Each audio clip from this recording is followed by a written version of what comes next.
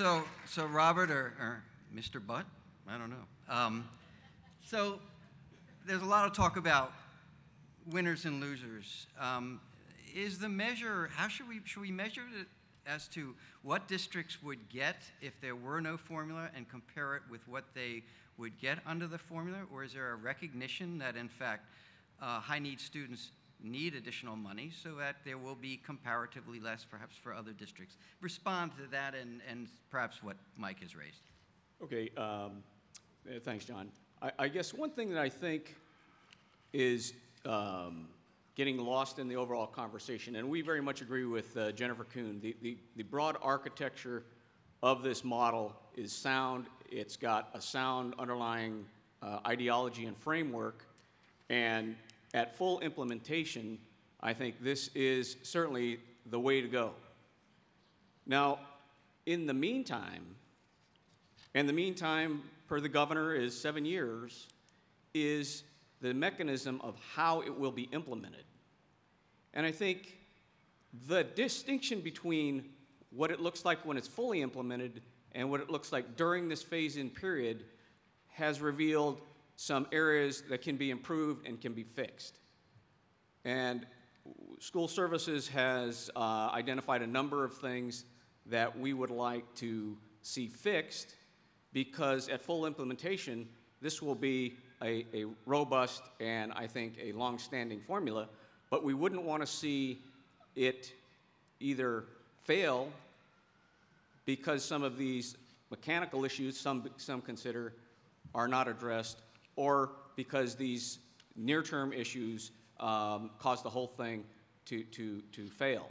So a few of the issues that we've identified that during this implementation phase we think pose large problems. During the implementation phase, not all school districts will receive their full cost of living adjustment. That's the way the mechanics work. In next year, the inflation adjustment is about 1.6%. The governor's plan funds districts movement 1/10 of the way toward their overall goal.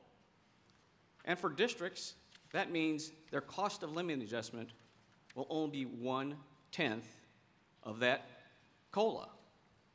The same thing is true for enrollment growth. The way the model is written, and we've heard from the Department of Finance that they intend to rewrite this component of it, but during implementation, you get 1/10 of your enrollment growth funded. These are pieces that, once it's fully implemented, won't be an issue at all. But during implementation, we think it can be rewritten to address these issues and then provide for a much more robust formula going forward. One other thing that I think I just want to throw out as a kind of maybe the political backdrop to this, if I might. Ken Hall, who is on the EdSource board, and I were giving a little address to the students in the USC CBO program, and we were having a little impromptu debate about whether this will get enacted or not. My position was that this will get enacted. The governor usually gets what he wants, and this particular governor has a lot of influence and clout. He pretty much put Prop 30 on his back and passed it by single-handedly. He's got a legislature with 2/3 majority in both houses of Democrats, and he's got an expanding economy with revenues to work with. Ken Hall, having long tenure in this business, took the counter and he said, well, Robert, you know full well that when those computer runs come out and show individual districts either getting more money under this system or less money under this system compared to current law, those individual legislators will not have the stomach to vote for something that will hurt some of their districts.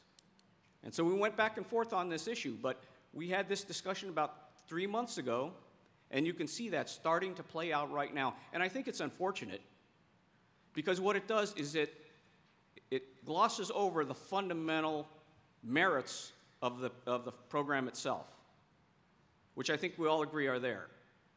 And people just look at this computer run and say, are we for it or against it? Are we still called winners or losers? And I think degrades the debate about the merits of this, and we do think it is meritorious fundamentally. Good, thank you, Robert.